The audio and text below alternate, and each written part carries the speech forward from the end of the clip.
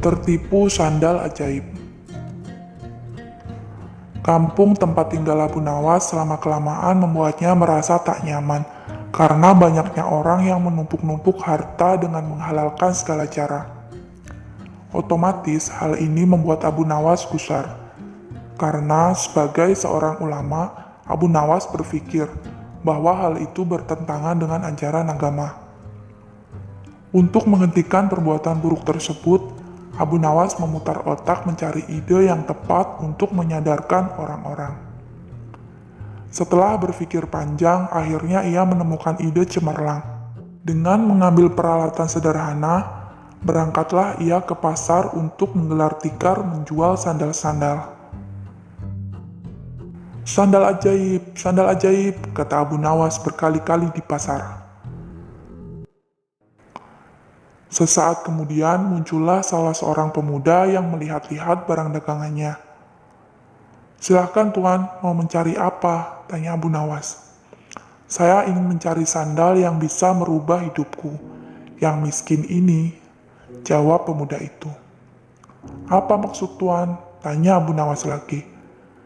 "Saya ini sudah lama hidup miskin, dan saya ingin sekali kaya raya. Saya ingin membeli barang yang bisa memberikan saya keberuntungan," kata pemuda itu. Sejurus kemudian, Abu Nawas mengambil salah satu sandal ajaibnya. Ia mengatakan bahwa sandal itu akan membuat penggunanya dari tak punya menjadi orang yang punya. Karena tertarik, pembeli itu akhirnya membeli juga sandal tersebut dengan harga yang lumayan mahal. Si pemuda itu langsung saja memakai sandal ajaib tersebut, berkeliling kampung dengan harapan semoga keberuntungan segera berpihak kepadanya. Akan tetapi harapannya tak kunjung terwujud. Jangankan keberuntungan, si pemuda itu malah dikira mencuri sandal di kampung tersebut. Untung saja para warga tak sampai menghakiminya, karena merasa tertipu. Pemuda itu kembali lagi menemui Abu Nawas untuk protes. "Assalamualaikum," sapa pemuda itu. "Waalaikumsalam. Ah, ternyata tuan. Bagaimana kabar tuan?" tanya Abu Nawas. "Kabar jelek. Aku selalu ditimpa kemalangan gara-gara sandal ini. Padahal dulu engkau mengatakan kalau sandal ini bisa mendatangkan keberuntungan, bisa menjadi kaya dan terkenal. Tapi mana buktinya?" protes si pembeli. "Seingat saya tidak pernah mengatakan seperti itu tuan," sergah Abu Nawas. "Saya hanya mengatakan bahwa bila tuan pada mulanya orang yang tidak punya, maka dengan membeli sandal ini tuan akan menjadi orang yang punya. Buktinya sekarang tuan sudah memiliki sandal ajaib ini," kata Abu Nawas. Begitu mendengar penuturan Abu Nawas, pemuda itu hanya bisa diam. Ia menyadari bahwa dirinya sedang salah tafsir. "Lalu mengapa engkau mengatakan bahwa sandal ini ajaib?" tanya pembeli. "Karena merek sandal ini adalah ajaib. Sandal ajaib," jawab Abu Nawas. Akhirnya pemuda itu pergi begitu saja dengan tanpa sepatah kata apapun. "Tunggu tuan, saya ingin mengatakan sesuatu kepada tuan. Mungkin saja akan ada manfaatnya," kata Abu Nawas. "Jangan percaya kepada barang ajaib, karena percaya pada sesuatu selain Tuhan bisa membuat kita syirik dan akan mendapatkan kesusahan di dunia maupun di akhirat. Buktinya, sebagaimana yang Tuan alami ini. Oleh karena itu, segeralah bertaubat kepada Tuhan," kata Abu Nawas. Mendengar penuturan Abu Nawas, sepertinya pemuda itu menyadari kesalahannya. Ternyata banyak sekali hal-hal yang bisa membawa kepada perbuatan yang dimurkai Tuhan. Mulai saat itulah ia bertaubat kepada Tuhan. Abu Nawas mengalahkan Tuan Tanah Pelit. Hari itu puasa Ramadan menjelang hari ke-6. Seperti biasa, Abu Nawas duduk di beranda depan gubuknya sambil menunggu beduk maghrib tiba. Sambil memandang langit biru yang mulai nampak senja, Abu Nawas berpikir bagaimana agar dapur rumahnya agar tetap mengepul. Sementara itu ada seorang tuan tanah yang rumahnya tak jauh dari Abu Nawas. Sebagai tuan tanah tentu saja mempunyai rumah yang besar, lengkap dengan seperangkat gudang makanan, lahan peternakan, dan juga kamar. Hampir setiap orang yang berada di daerah itu, bahkan Abu Nawas sendiri, bekerja dengan tuan tanah itu. Ia bekerja keras setiap hari, tetapi dengan hasil yang sedikit. Dan bila meminjam uang padanya, maka harus mengembalikan dengan bunga yang sangat tinggi. Dan sebagai tuan tanah, dia mempunyai sifat yang pelit, kikir, tamak, dan loba. Tuan tanah ini mendengar kabar bahwa Abu Nawas mempunyai suatu kepandaian yang aneh. Bila ia meminjam sesuatu, maka akan dikembalikan secara lebih. Katanya pinjamannya itu beranak. Seperti meminjam seekor ayam, maka ayam itu akan dikembalikan 2 karena ayam itu beranak. Menarik juga kepandaian Abu Nawas ini, pikir sang tuan tanah. Lalu tuan tanah berpikir agar Abu Nawas segera meminjam padanya. Secara kebetulan, sore itu Abu Nawas ingin meminjam 3 butir telur kepada tuan tanah tersebut. Tuan tanah tentu saja senang memberikan pinjaman kepada Abu Nawas, karena pinjaman itu akan menjadi banyak. Bahkan tuan tanah itu menanyakan kepada Abu Nawas apakah ingin meminjam yang lain. Abu Nawas menjawab tidak perlu. Dia hanya butuh 3 butir telur. Tuan tanah itu bertanya lagi dengan Abu Nawas, kapan telur itu akan beranak? Abu Nawas menjawab, tergantung itu dengan keadaan. 5 hari kemudian Abu Nawas kembali ke rumah tuan tanah itu, mengembalikan 3 telur menjadi 5 butir. Melihat 5 butir telur, betapa senangnya tuan tanah itu. Tuan tanah itu lalu menanyakan kepada Abu Nawas apakah ia akan meminjam lagi. Lalu Abu Nawas meminjam piring tembikar sebanyak 2 buah. Tuan tanah itu memberikan dengan senang hati dan berharap piringnya itu menjadi banyak. 5 hari kemudian, Abu Nawas datang dengan membawa 3 piring tembikar. Walaupun tidak sesuai dengan yang diharapkan, tetapi hatinya cukup gembira karena 2 piring dulu hanya melahirkan 1 anak saja. Tidak mengapa, pikir sang tuan tanah, karena bisa saja orang mempunyai anak tunggal, bahkan tidak memiliki anak. Abu Nawas dan tuan tanah itu sama-sama senang.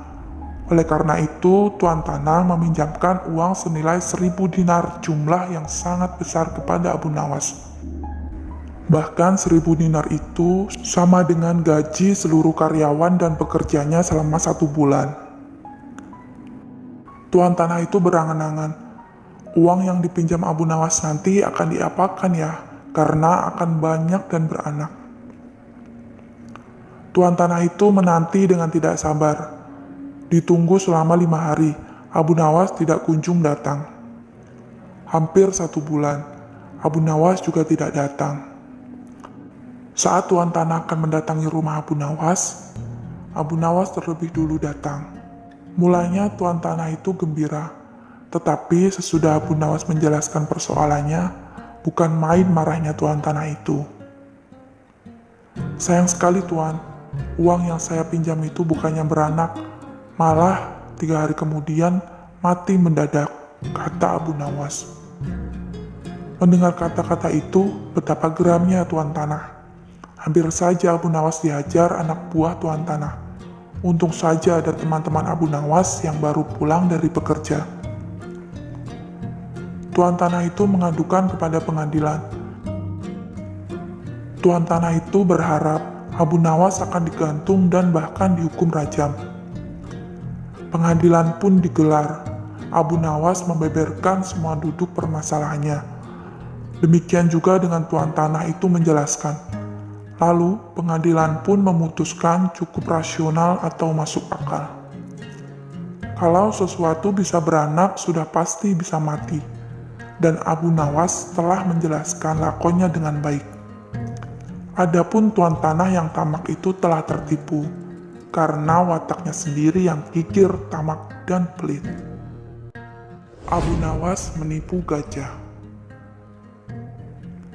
Karena tidak ada yang harus dikerjakan di rumah, Abu Nawas keluar untuk mencari angin. Jalan-jalan, Abu Nawas bertanya kepada seorang kawan yang kebetulan berjumpa di tengah jalan. "Ada kerumunan apa di sana?" tanya Abu Nawas. "Pertunjukan keliling yang melibatkan gajah ajaib," jawab kawan Abu Nawas tersebut. "Apa maksudmu dengan gajah ajaib?" tanya Abu Nawas lagi. "Gajah yang bisa mengerti bahasa manusia, dan yang lebih menakjubkan lagi adalah gajah itu hanya mau tunduk kepada pemiliknya saja," jawab kawan Abu Nawas. Abu Nawas makin tertarik. Ia tidak tahan untuk menyaksikan kecerdikan dan keajaiban binatang raksasa itu. Kini Abu Nawas sudah berada di tengah kerumunan para penonton. Karena begitu banyak penonton yang menyaksikan pertunjukan itu, sang pemilik gajah dengan bangga menawarkan hadiah yang cukup besar bagi siapa saja yang sanggup membuat gajah itu mengangguk-angguk. Tidak heran bila banyak di antara para penonton yang mencoba untuk maju satu persatu. Mereka berupaya dengan beragam cara untuk membuat gajah itu mengangguk-angguk. Tetapi usaha mereka sia-sia. Gajah itu tetap menggelengkan kepala. Melihat kegigihan gajah itu, Abu Nawas semakin penasaran hingga ia maju dan mencoba. Setelah berhadapan dengan binatang berbelalai itu, Abu Nawas bertanya kepada sang gajah, "Tahukah engkau siapa aku ini?" Gajah menggeleng. "Apakah engkau tidak takut kepadaku?" tanya Abu Nawas lagi. Namun gajah itu tetap saja menggeleng-gelengkan kepalanya. "Apakah engkau takut kepada tuanmu?" tanya Abu Nawas memancing. Gajah itu mulai ragu. "Bila engkau tetap diam, maka aku akan melaporkanmu kepada tuanmu," lanjut Abu Nawas mengancam. Akhirnya, gajah itu terpaksa mengangguk-angguk. Atas keberhasilan Abu Nawas membuat gajah itu mengangguk-angguk, maka ia mendapat hadiah berupa uang yang banyak. Bukan main, marahnya pemilik gajah itu hingga memukuli binatang yang malang itu. Pemilik gajah itu malu bukan kepalang. Pada hari berikutnya, ia ingin menebus kekalahannya. Kali ini ia melatih gajahnya mengangguk-angguk. Bahkan ia mengancam akan menghukum berat gajahnya apabila sampai bisa dipancing oleh penonton. Saat-saat yang dinanti telah tiba. Kini para penonton mencoba dan harus sanggup membuat gajah itu menggeleng-gelengkan kepalanya. Maka seperti hari sebelumnya, banyak para penonton itu tidak sanggup memaksa gajah itu menggeleng-gelengkan kepalanya.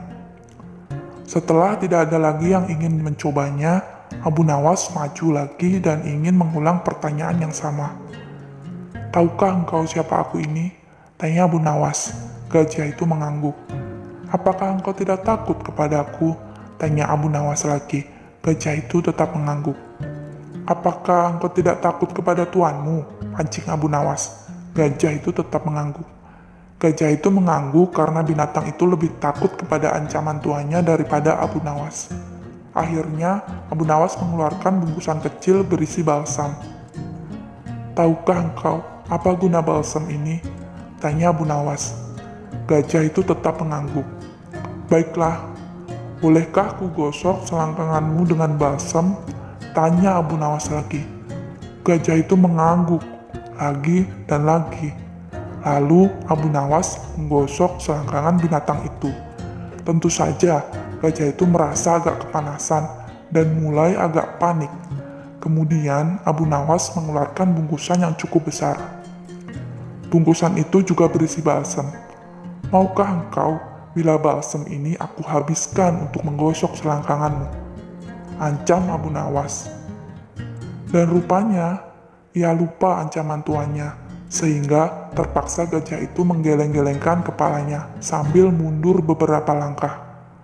Abu Nawas dengan kecerdikan dan akalnya yang licin mampu memenangkan sayembara tersebut. Abu Nawas mengecoh seorang raja.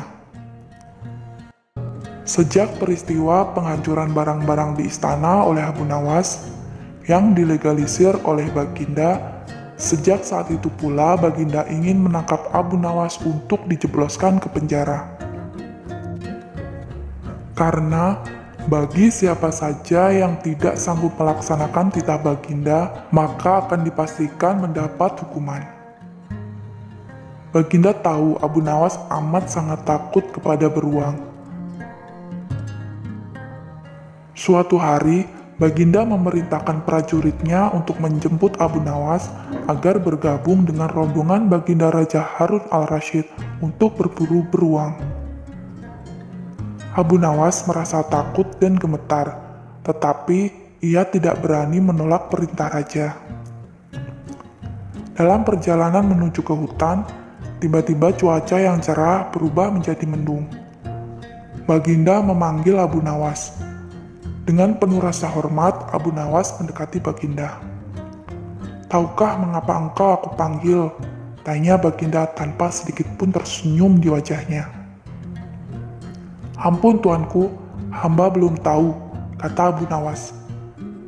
"Kau pasti tahu bahwa sebentar lagi akan turun hujan. Hutan masih jauh dari sini. Kau kuberi kuda yang lamban, sedangkan aku dan pengawal-pengawalku akan menunggang kuda dengan cepat. Nanti, pada waktu santap siang, kita berkumpul di tempat peristirahatanku. Bila hujan turun, kita harus menghindarinya dengan cara kita masing-masing, agar pakaian kita tetap kering. Sekarang kita berpencar," kata Baginda menjelaskan. Kemudian Baginda dan rombongan mulai bergerak. Abu Nawas kini tahu Baginda akan menjebaknya. Ia harus mencari akal. Dan ketika Abu Nawas sedang berpikir, tiba-tiba hujan turun. Begitu hujan turun, Baginda dan rombongan segera memacu kuda untuk mencapai tempat perlindungan yang terdekat. Tetapi karena derasnya hujan, Baginda dan para pengawalnya basah kuyup. Ketika santap siang tiba, Baginda segera menuju tempat peristirahatan. Belum sempat baju Baginda dan para pengawalnya kering, Abu Nawas datang dengan menunggang kuda yang lamban. Baginda dan para pengawal terperangah karena baju Abu Nawas tidak basah. Padahal dengan kuda yang paling cepat pun tidak bisa mencapai tempat berlindung dari yang paling dekat. Pada hari kedua, Abu Nawas diberi kuda yang sangat cepat yang kemarin ditunggangi oleh Baginda Raja. Kini Baginda Raja dan para pengawal-pengawalnya mengendarai kuda-kuda yang lamban. Setelah Abu Nawas dan rombongan kerajaan berpencar, hujan pun turun seperti kemarin. Malah hujan hari ini lebih deras daripada kemarin. Baginda dan pengawalnya langsung basah kuyup karena kuda yang ditunggangi tidak bisa berlari dengan kencang. Ketika saat santap siang tiba, Abu Nawas tiba di tempat peristirahatan lebih dulu. Abu Nawas menunggu Baginda Raja. Selang beberapa saat, Baginda dan para pengawalnya tiba dengan pakaian yang basah kuyup. Melihat Abu Nawas dengan pakaian yang tetap kering, Baginda jadi penasaran. Beliau tidak sanggup lagi menahan keingintahuan yang selama ini disembunyikan oleh Abu Nawas tentang bagaimana caranya menghindari hujan. "Wahai Abu Nawas, kenapa bajumu tetap kering padahal hujan di luar sangat deras?" kata Baginda Raja.